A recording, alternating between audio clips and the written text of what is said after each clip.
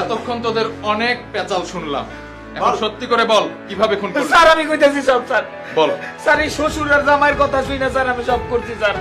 ওরা ভুল স্বীকার করুক বা না করুক, আমি আমার ভুল স্বীকার করতেছি স্যার। আচ্ছা আচ্ছা, স্যার আমি কই স্যার, শ্বশুর অর্ডার দিয়েছে স্যার, ও খুন করছে, আমি কিছু করি নাই স্যার।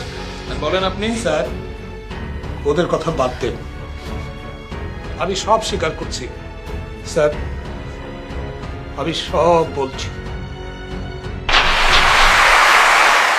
তুমি বললা যে সংসার করবো না কিছু না, তো এখন তো তোমার দিব্যি সংসার চলতেছে, তুমি তো ঘুরতেছো ফিরতেছো, সবই ঠিকঠাক মতো চলতেছে, তাহলে ওটা সার্ভা কবে? তুমি পাগল হইছ তো? যার সাথে কখনো চিনা নাই, পরিচিত নাই, যারে কখনো দেখি নাই, একটু ভিডিও কলে বিয়ে হইলো, এখন আমি তার সাথে সংসার করব? যা, তোমার আমার ভালো লাগে না।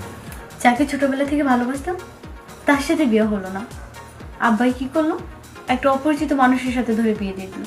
তুমি কিভাবে ভাবতে পারো আমি তার সাথে থাকবো? ওর মতো একটা আমার আব্বা তো লোভী মানুষ। আরে মা, তুই তো ভিডিও কলে দেখেই তাকে বিয়ে করলি। শোন শোন শোন, এখন কি করবি ভাবছিস? যার সাথে মনের মিল নাই তার সাথে আমি কিভাবে সংসার করব? আরে সে তো 5-7 লাখ টাকা নিয়ে দেশে ফিরছে। বাবা আমি টাকা চাই না, আমি আমার ভালোবাসার মানুষকে চাই, কেন বুঝো না? তোর ভবিষ্যৎ ভালো হবে সেটা ভেবেই তো তোকে আমি বিয়ে দিয়েছিলাম, এখন কি করবি বলতো? বাবা 4 মাস হলো বিয়ে দিয়েছো, 4টা মাস চলে গেল, তোমাকে আজব একটা টাকা পাঠিয়েছো? দেয়নি। পাঠাইনি, এখন নিয়ে তো আসছে 5-7 লাখ টাকা। এই টাকাটা পেলে তোর জীবন সুখী হবে না? তমাল তোর খালার ছেলে, সে সবেমাত্র লেখাপড়া শেষ করে বের হলো, তার চাকরি বাকরি নেই, ব্যবসা বাণিজ্য নেই, তোকে বিয়ে করে খাওয়াবে কি বল?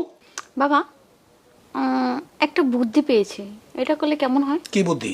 আমি আমার জামাই থেকে টাকাগুলো হাতিয়ে নেব। আচ্ছা কিভাবে টাকাগুলো নিবি সে সম্পর্কে কোনো?